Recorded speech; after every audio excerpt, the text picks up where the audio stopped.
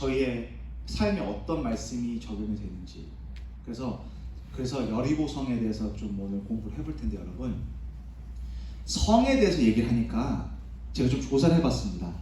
어떤 성으로 예화를 드려야 될지, 설교를 시작해야 될지. 그래서 여러분, 자금성 아시나요? 여러분, 혹시 중국에 있는 자금성, 그렇죠? 혹시 가보신 분 계신가요? 가보셨습니까? 저는 사진으로만 봤습니다. 직접 가보지 못하고 사진으로만 봤습니다.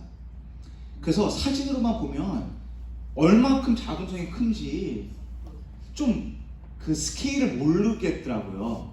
그래서 제가 조사를 해보니까 자금성의 그 규모가 굉장한데요. 178에이커, 엄청납니다. 뭐 10에이커, 뭐 15에이커, 뭐 그 정도 되면 꽤 클 줄 알았는데 178에이커에 있는 땅에 있는 성입니다. 그렇게 큽니다. 엄청납니다. 그래서 아무리 걸어도 끝이 안 보인다고 해요. 왜? 178에이커니까요. 그렇죠? 그래서 엄청난 규모의 성입니다. 자금성이라는 성이요. 중국에 있는. 그래서 현존하는 왕국 건축물 중에서는요, 세계 최고의 사이즈라고 합니다. 그래서 이 건물이, 그 성읍에 있는 그 건물이 980개가 있고요. 건물만. 그 건물에 있는 방이 9,999개의 방이 있다고. 왜 10,000개가 있는지 만 개를 안 하고 9,990개를 했는지 모릅니다. 뭐 불도 많이 났었고 뭐 여러 가지 뭐 이제 좀 변화가 있었지만, 지금까지 유네스코에서 선정한 세계 최고의 규모고 세계 유산으로 지정이 되어 있는 성입니다. 근데 제가 여러분께 뭐 이 성이 뭐 커서 뭐 위대해서 뭐 그냥 여러분께 보여드리는 것이 아니라, 이 화려한 궁궐을 지어놓은 진시황이라는 왕이 있었습니다. 근데 내려오는 이야기로는, 제가 이제 뭐 정확한 건 모르겠지만 들리는 얘기로는 진시황이 이 건물이 178에이커의 큰 성을 지었는데도 정작 왕의 침실에 잠들지 못했다고 하는 얘기가 내려오고 있습니다. 진시황이 잠을 청한 곳은 화려한 황제의 침실이 아니었고, 그는 성에서 가장 후미진 쪽방, 작은 방에서 잠을 청했다고 합니다. 여러분, 9,999개의 방이 있는 178에이커의 큰 성인데 왜 이 성을 지은 왕이 쪽방에서 잠을 잤을까요? 여러분, 이 대륙의 황제는요, 언제 자객이 와서 자기를 죽일지 몰라서 너무 불안해서 왕의 침실이 아닌 쪽방에서 잠을 잤다고 합니다. 그래서 자기를 죽이고 싶은 사람들이 전혀 의심하지 않을 그런 장소에서 잠을 청했다고 합니다. 기회가 되면. 제가 아까 전에 처음 말씀드렸던 것처럼 저희 인간의 마음은요, 여러분, 이렇게 아름다운 성에 살고 있어도, 그렇죠? 이 인간의 이 죄악의 마음이 좀 그렇습니다. 여러분. 저도 목사이고 복음의 진리를 아는 사람인데도 주중에 설교 준비를 하면서 마음이 불안하고 떨리고 그런 마음이 많이 있어요. 왜냐면 제가 설교를 준비하면서 제 능력 때문에 설교 준비하고 설교하는 게 아니잖아요. 그걸 아는데도, 머리로는 아는데 마음에 그게 느껴지지가 않는 거예요. 그렇죠, 여러분? 뭐 꼭 이런 설교만이 아니더라도 뭐 우울함, 불안함, 그런 것들 많이 갖고 계시죠, 여러분. 뭐 저만이 아닙니다. 다 여러분마다 한 분 한 분씩 다 그런, 좀 하나님을 머리로는 믿지만 마음으로는 믿지 못하는 그런 경험을 많이 할 때가 있습니다. 이 진시황은 화려한 궁궐에 살았지만 항상 마음이 불안했습니다. 늘 두려움에 갇혀 살고 있었습니다. 가장 막강한 힘과 권력을 지녔을지 몰라도 그의 내면에는 자유가 없었고 평안이 없었습니다. 인류 최대의 규모를 자랑하는 궁이 다 자기 건데 또 그것을 보호하는 군사력이 다 자기를 위해서 보호해주는 사람인데도 불구하고 그는 쪽방에서 잠을 잤습니다. 평안을 찾을 수 없었고 안전을 느낄 수가 없었습니다. 너무나 슬프고 불행한 삶을 사는 것이 아닙니까, 여러분? 그렇죠. 여러분, 우리가 이 이야기를 통해서 알게 되는 것이 무엇입니까? 인생의 기쁨과 진정한 평화는 우리 외부 세계가 결정하는 것이 아니라는 것이죠. 아무리 성벽이 높고 화려한 성에 살고 있어도 왕의 마음은 불안하고 안전을 느끼지 못했습니다. 우리 인생의 수많은 화려한 방이 우리에게, 여러분에게 반드시 안정함을 주는 것이 아닙니다. 여러분에게 평화를 주는 것이 아닙니다. 높은 성벽 안에 거해도 막강한 군사들이 둘러싸여도 두려움과 불안을 떨쳐버릴 수 없다는 것이 저희 인간의 내면인데요. 우리의 마음에서 나오는 것들이 우리 인생에서 가장 중요한 것들을 결정짓습니다. 그렇기 때문에 인생을 바꾸고 삶을 고치고 진정한 변화를 얻고자 한다면 근원적인 문제, 이 마음의 문제를 해결하는 것이 굉장히 중요합니다. 그래서 오늘 저희가 함께 읽을 이 본문 열왕기 하 2장의 말씀을 볼 때에요, 그 말씀을 저희에게 전달하고 계십니다. 하나님께서 근본적인 변화와 본질의 치유, 이 변화의 기적을 우리가 함께 살펴보기를 원하는데요. 오늘 말씀은 엘리야의 승천 이후에 엘리사가 한 기록된 첫 기적을 이제 저희가 오늘 볼 텐데요. 여리고에 머물고 있었던 엘리사에게 그곳 성읍의 사람들이 찾아오는 장면으로 시작하는데, 여러분 성경 갖고 계시면요, 열왕기 하 2장 같이 보시겠습니다. 열왕기 하 2장에 있는 말씀인데요, 19절 말씀 보겠습니다. 열왕기 하 2장 19절의 말씀입니다. 하나님께서 이렇게 말씀하십니다. 그 성 사람들이 엘리사에게 고하되 우리 주께서 보시는 바와 같이 이 성읍의 터는 아름다우나 무엇이 좋지 않다고요? 물이 좋지 않으므로 토산이 익지 못하고 떨어지나이다. 여리고는 본래 향기로운 곳이라는 뜻을 가지고 있는 성읍이었습니다. 기후가 굉장히 온화하고 샘이 많아서 고대 문명이 발달한 도시였습니다. 그래서 여리고는 이렇게 외곽의 성곽으로 둘러싸인 도시가 형성되었다고 하는데요, 굉장히 인류 최초의 도시이자 앞선 문명을 가졌던 도시라고 할 수가 있습니다. 게다가 지리적으로도 중부지방의 횡단 도로를 장악하고 있었기 때문에 그러한 여리고는 군사적으로나 경제적으로나 굉장히 가치가 높은 굉장히 중요한 지역이었습니다. 물이 많고 땅이 넓고 굉장히 비옥한 그런 평원에 위치해 있기 때문에 오아시스 옆에서만 자란다는 종려나무가 굉장히 많아서 종려의 서읍이라는 그런 별명까지 있게 된 성읍이었는데요. 그만큼 환경이 쾌적하고 비옥하고 풍요로운 땅이었고 지정학적으로 전략적인 요충지였습니다. 그런데 이 여리고의 성읍이 거기서 살고 있는 사람들이 엘리사에게 찾아와가지고 뭐라고 하죠? 문제가 뭐였죠, 여러분? 모든 것이 다 좋지만 뭐가 한 가지 안 좋다고요? 물이 안 좋다. 그것이 문제였습니다, 여러분. 그리고 그 물 때문에 토산이 나빠서 익지 못하고 떨어진다는 말이 성경에 나와 있는데요. 여러분, 이게 무슨 의미냐 하면은 이 토산이라는 단어를 원문으로 보게 되면요, 그 땅에 사는 사람들이라는 의미를 가지고 있는 그런 의미도 있고요.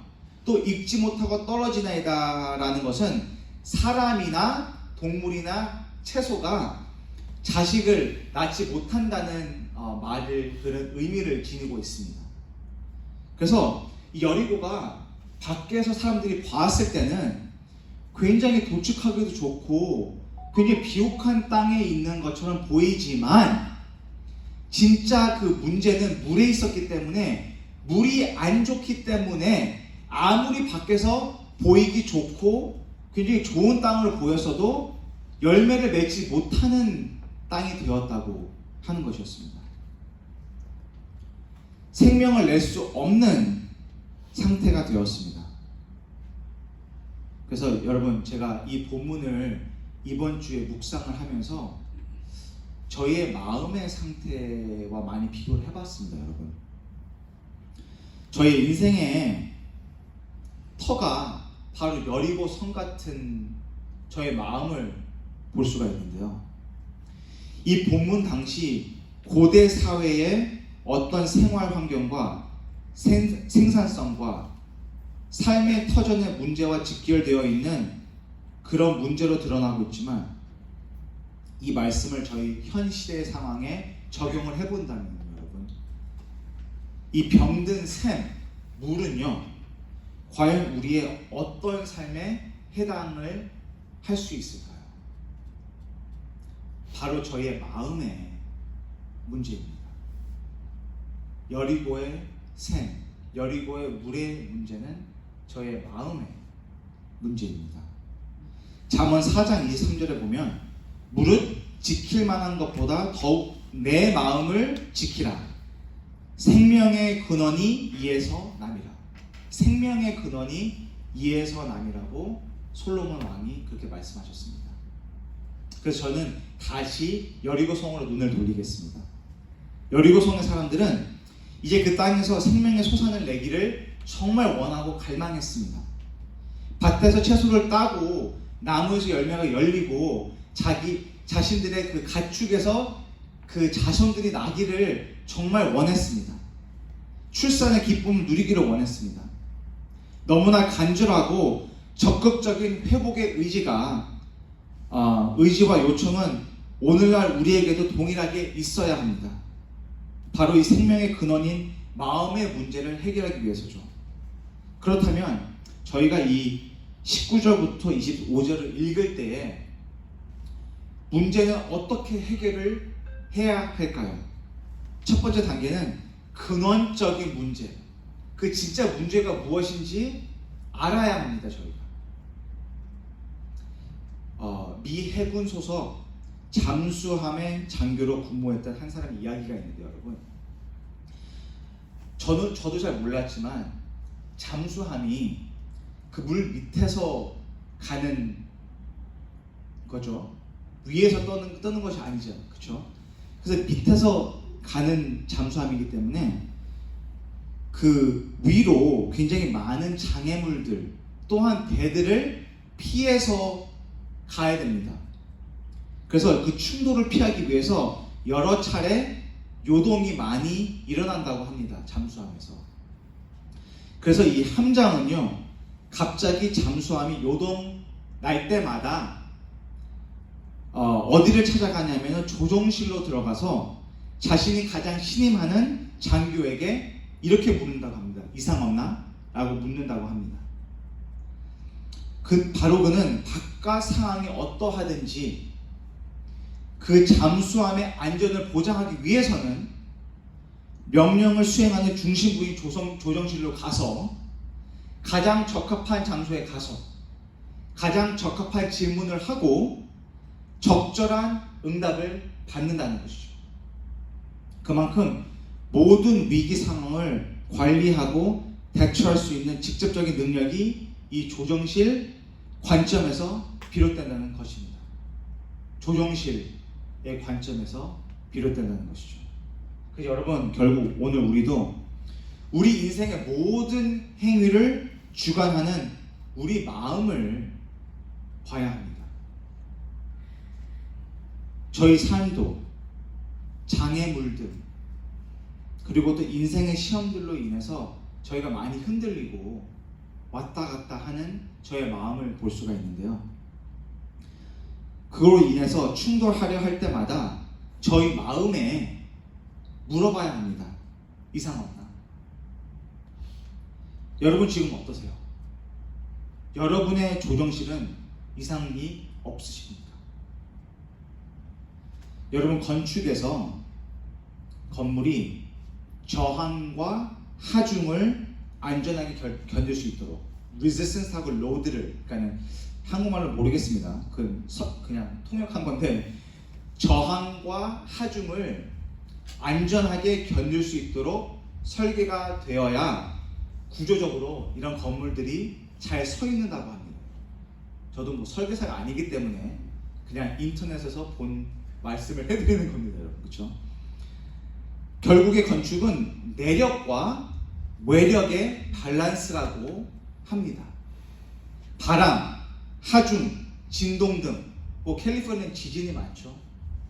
이런 건물에 작용하는 모든 외력에 대해서 계산을 하고 그런 외력보다 내력을 더 세게 지어야지만 건물이 서 있는다고 합니다, 여러분. 반드시 외력보다 내력이 커야 어떠한 일이 있어도 버틴다는 말이죠. 어떠한 외력이 작용해도 무너지지 않는 건물이 되는 것입니다. 결국 저희의 인생도 내력과 외력의 싸움입니다. 인생을 지탱하는 기둥들과 진동을 견디는 내적인 견고함, 결국 그런 내력이 있으면 어떠한 바람, 어떠한 진동, 어떠한 하중에도 버티는 것이고 무너지지 않는다는 말이죠. 그런데 저희의 인생이 너무나 작은 파장에도 흔들리고 너무나 사소한 외력에도 무너집니다. 여러분은 안 그러실지 모르지만 저는 그렇습니다. 개인적으로. 그렇죠? 왜 우리 마음은 이토록 인생의 외력을 견디는 일에 이렇게 약해진 것일까요? 본래 여리고는 풍부한 오아시스 샘으로 인해 굉장히 비옥한 성읍이었습니다. 그런데 지금 이렇게 물이 병들어 버리고 물이 안 좋게 된 이유가 무엇이죠, 여러분? 성경을 보시면요, 정확한 원인은 저희가 알 수는 없지만 저희가 여호수아 6장을 읽어보면 좀 대충 짐작은 갈 수가 있습니다. 왜 그런지. 여호수아 6장 26절의 말씀에 보면요, 여호수아가 그때 맹세하게 하여 이르되 누구든지 일어나서 이 여리고 성을 건축하는 자는 여호와 앞에서 저주를 받을 것이라고 여호수아가 그렇게 말씀을 선포를 했습니다. 그리고 이렇게 말합니다. 그 기초를 쌓을 때에 그의 맏아들을 잃을 것이며 그의 문을 세울 때에 그 막내 아들을 잃으리라 하였더라. 여호수아 때에 저주를 받았습니다. 이 땅이. 그 저주가 그대로 이루어지는 현상을 여러분 기억하시는지 모르겠지만 열왕기상 16장에 나와 있습니다. 아합 왕 때에 베델 사람 히엘이 저주받은 여리고성을 재건축하려고 자기가 건축하려 나섭니다. 그랬을 때 그 터를 쌓을 때에 맏아들을 잃었고 그 문을 세울 때에 자기 막내 아들을 잃는 그런 현상이, 그 저주가 그대로 나타납니다, 여러분. 하나님의 심판과 저주가 그 땅에 임했기 때문이라는 사실을 저희는 알게 됩니다. 그렇기 때문에 아마도 물이 병들지 않았을까, 물이 저주를 받지 않았을까 하는 제 추측입니다. 왜냐하면 성경에 자세히 왜 물이 병들었는지 나와 있지 않기 때문이죠. 아마 이것이 가장 정확한 해석일지도 모릅니다. 여러분, 이것의 문제의 근본은요, 여러분, 하나님의 저주를 받은 여리고 성이었고 하나님과의 관계에서부터 나온 문제였습니다. 여러분, 이것이 이 외적인 문제가 아니고 영적인 문제였습니다. 그리고 여리고 사람들은 수백 년간 이 현상으로 인해 고통을 많이 받았을 것입니다. 토지에 소산을 내지 못하는 형편없는 추수의 상황과 가축의 몰살, 그리고 유산 혹은 출산의 문제로 인해 많은 고통을 이 여리고성 사람들이 겪었을 거예요. 그리고 또 수많은 년들이 지났기 때문에 기억이 안 나지만 왜 이랬을까? 왜 이런 상황이 됐을까? 하면서 이 고칠 방법을 찾고 있었을 것입니다. 그래서 여리고 사람들은 다방면으로 문제 해결을 위해서 여러 방법들을 모색했겠죠. 토지를 개선하거나 종자 개발을 하려고 하거나 가축 죽음을 방지하기 위한 어떤 치료 방법들을 모색하거나. 그러나 여러분, 무엇이 진짜 문제였습니까? 그 땅의 문제일까요? 영적인 문제였을까요? 영적인 문제였죠. 영적인 문제인데 농학자들, 과학자들, 의사에게 물어본다고 답이 나옵니까, 여러분? 아니죠. 여러분, 이 문제를 영적으로 풀지 못하면 그 어떤 농법의 개발과 과학적, 의학적 해결 방법을 동원한다고 해서 달라질 수 있는 문제가 아닙니다. 이 문제는 땅에 속한 것이 아니었습니다. 하늘에서 풀어야 하는 문제였죠.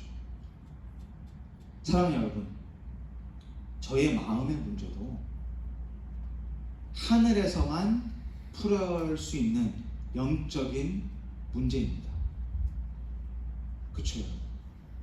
의사를 찾는다고 해서, 과학자를 찾는다고 해서 진짜 해답을 얻을 수 있는 마음의 문제는 아니죠. 왜냐하면 영적인 문제이기 때문이죠. 제가 이 말을 해서 의사한테 가지 말라는 말은 아닙니다, 여러분. 당연히 의사한테 가고 저희 그런 걸 다 따라야 하지만 죄의 삶에 살고 있는 저의 마음의 문제는, 진짜 문제는 영적인 문제에 바탕이 되어 있습니다. 그래서 여러분, 오직 솔루션은, 해결책은 영적인 문제이기 때문에 예수님 안에만 있습니다. 아멘. 여러분, 이 사실을 믿으십니까? 아멘. 아멘이죠. 주님이 그 땅의 저주를 축복으로 바꾸시고, 그 땅의 죽음을 생명으로 바꾸시고, 그 땅의 황폐함을 비옥하게 하시는 것 외에는 답이 없다는 것이죠. 영적인 문제의 해결, 이것이 문제의 본질이고 유일한 해결 방책입니다. 그리고 여리고 사람들은 여러 가지 해결 방법을 찾기 위해 이것저것 헤매다가 좀 뭐가 떠올랐나 봅니다. 진짜 현명한 선택을 합니다. 수많은 해가 지나가고 나서 이들이 결정한 것은 진짜 문제 해결자에게 찾아왔어요. 하나님의 선지자인 엘리사에게 다가옵니다. 그들의 문제의 정확한 원인을 꼬집어서 이야기를 합니다. 이 사람들이 이렇게 말하죠. 이 도시의 위치가 훌륭하고 군사적, 경제적 요충지이긴 하지만 정작 생명이 없습니다.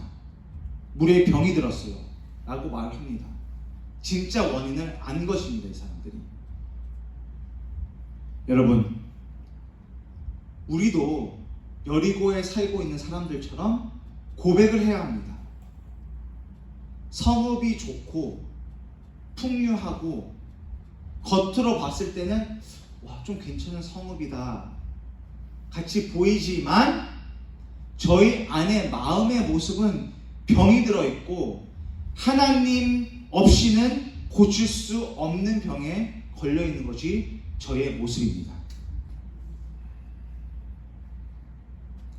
제 영혼이 병들었습니다. 제 마음이 아픕니다. 라는 고백을 하나님께 해야 합니다. 여러분, 이것이 진단의 시작입니다. 이 고백이 여러분의 마음을 고치는 전환점이 되는 것이죠. 여러분, 우리는 이 마음의 아픔을 부정할 수가 없습니다. 이 마음의 질병을 외면할 수 없습니다. 너무 많은 사람들이 여리고 성벽 같은 화려한 삶의 이편에서 황폐한 마음으로 살아갑니다. 우울함과 외로움과 죄책감 등등. 여러분 자신도 그렇지만 또 옆에 있는 분들도 그런 마음에 힘든 것을 지니고 계신 분들 다 알고 계시지 않습니까, 여러분? 여리고 성은 정말 지정학적으로 너무나 유리한 위치에 있었습니다. 우리의 인생도 어쩌면 여리고 도성처럼 굉장히 자리 잘 잡힌 듯 보일 수 있습니다. 그럴 수 있어요. 그러나 중요한 것은 그 좌표가 중요한 것이 아닙니다. 그곳에서 홀로 외롭게 서 있는 내면의 문제인 것이죠. 슬픔이 쓰나미 같이 오고 공허와 외로움이 거친 급류 같고 마음의 그 물살을 거스를 수 없어서 마음이 휩쓸려 갑니다. 이 세대 성도들이 얼마나 그 많은 내면의 아픔에 허덕이고 또 힘들어하고 있는지 여러분 다 아시죠? 여러분, 그것이 이 시대의 고통입니다. 저희 미국 저 동부의 플로리다 주에 여러분 싱크홀이라는 것이 많이 있는데 여러분 혹시 들어보셨나요? 싱크홀이라는 것이 플로리다 주 보험회사에 따르면요, 2006년도부터 2010년도까지 한 5년간 동안 싱크홀 보험 청구금이 보험사에 14억 달러가 됐다고 합니다. 엄청 많죠. 그렇죠? 싱크홀에 빠져서 2013년도인가 14년도에 죽은 사람도 있습니다. 집 그 반이 그냥 쑥 들어갔어요. 뭐 싱크홀에 빠져가지고 가족들이 찾으려고 땅을 파는데도 찾을 수 없었다고 합니다. 그냥 자다가 그냥 없어졌습니다. 도로, 수영장, 자동차 모든 것이 그냥 빠져 들어가는 것이 싱크홀이라고 합니다. 갑작스럽게 모든 것이 땅속으로 꺼져 들어가는 이 싱크홀은 과학자들이 지하 동굴 붕괴 또는 지하 수위의 변화, 용암 활동, 또 인간의 활동 등 터널을 짓는다든지 뭐 그런 것 때문에 인간 활동 등등 다양한 원인에 의해 발생할 수 있다고 그렇게 설명을 하고 있습니다. 근데 여러분, 플로리다에서만 일어나는 싱크홀이 아닙니다. 그건 굉장히 외면적인 것이죠. 저희의 마음에도 이런 싱크홀이 항상 나타납니다. 너무 갑작스럽게 삶을 지탱하고 있던 저희 마음의 기반이 무너져 내리는 경우가 가끔씩 있습니다. 그렇죠, 여러분? 그리고 뭐 아픈 친구가 죽었다든지 부모님을 잃었다든지 또 내 사랑하는 자식들을 잃었을 때 그 싱크홀로 모든 것이 그냥 빠져 들어가는 느낌, 여러분 아시죠? 우리의 마음이 무너질 때, 내 감정이 무너내려질 때, 그 마음의 싱크홀로 내려가고 빠져들어가는 우리의 마음, 우리의 삶을 여러분 어떻게 지켜낼 수가 있을까요? 우리의 인생의 근본을 변화시키시고 우리의 존재적인 문제를 회복시킬 수 있는 분께로 저희가 나아가야 합니다. 그 싱크홀을 저희가 고칠 수는 없습니다. 그것을 고칠 수 있는 분에게 저희는 나아가야 합니다. 여러분 오늘 이 사실을 믿으십니까? 회복의 시작, 치유의 시작이 주님 앞에 달려나가서 내 자신의 마음을 내어놓는 이곳에서부터 열려지게 된다는 것이죠. 그리고 오늘 여리고 성읍의 사람들은 이 문제를 하나님의 사람인 엘리사에게 갖고 왔습니다. 왜죠? 그 수많은 전문가들을 놔두고 왜 하나님의 선지자인 엘리사를 찾아갔을까요? 오직 이 문제를 해결할 수 있는 사람은 하나님의 선지자, 오직 하나님의 음성만을 듣는 사람에게 그런 사람을 통해서 일어난다고 믿었기 때문입니다. 여러분, 그래서 오늘 우리도 우리의 인생의 근본적인 문제를 주님께 가져가시기를 제가 기도합니다. 그분께 구하고 그분께 듣고 또 그분을 인해 다시 살게 되는 그 거룩한 역사가 여러분 가운데 있게 되기를 주님의 이름으로 축원합니다.